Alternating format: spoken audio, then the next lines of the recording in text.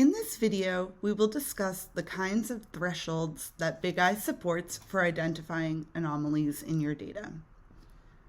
Let's start with defining a threshold. Just like a literal threshold on a door separates two spaces, outside from inside, one room from another, a data threshold represents a point where data is no longer in an expected or acceptable range.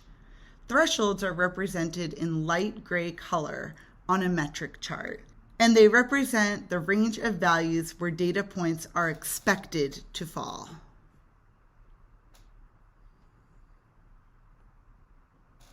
Thresholds can be implemented for upper or lower bounds or both, but what exactly does that mean?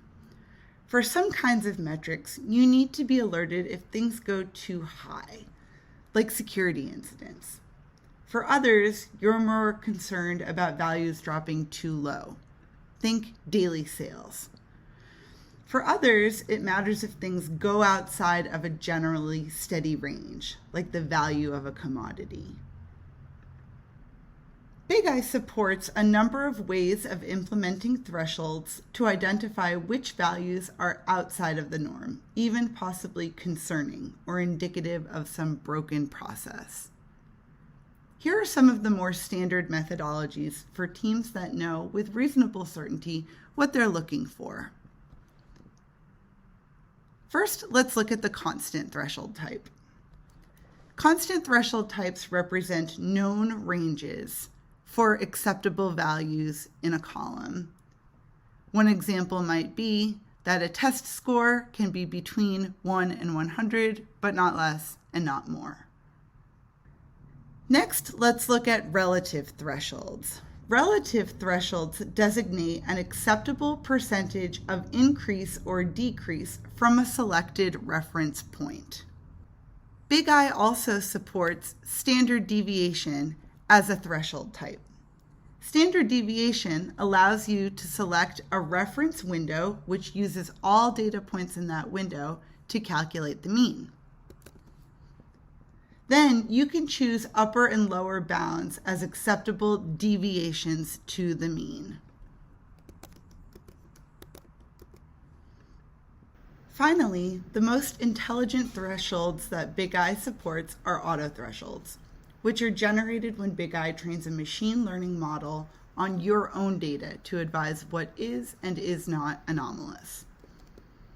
There are several advanced settings and many configurations that help define how this will work. Let's look at a couple of them.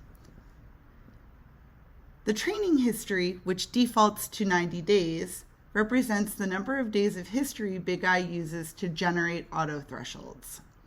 The training frequency determines how often the models will adjust based on new data. And post hoc detection allows for the replay of auto thresholds over historical data to identify anomalies that are still present.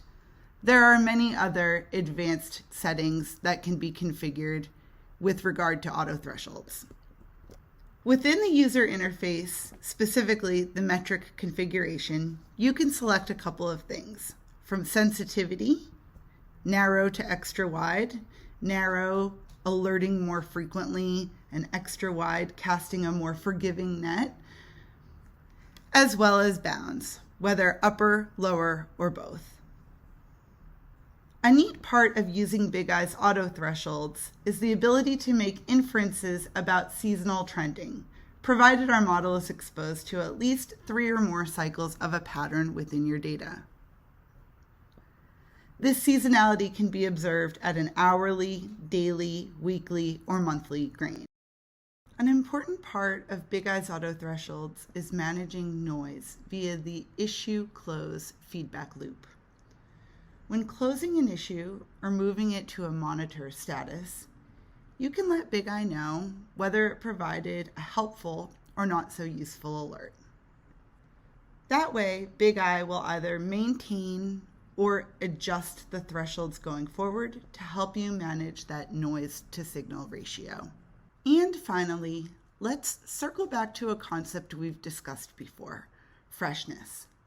Let's explore the options available to us when we select the threshold type freshness. First, I'm able to define an update schedule.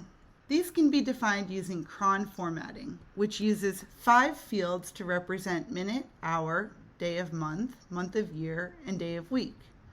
You may define some or all of these fields and leverage wildcards to indicate every possible option. There are lots of great resources on the web to help with cron if you're interested. The delay update denotes how stale the data will be at the time that it updates. And finally, I can define a time zone as an offset of GMT or as an abbreviation. I hope that in this video you have learned what a threshold is, what kinds of thresholds Bigeye supports, and how to implement thresholds in the Bigeye platform.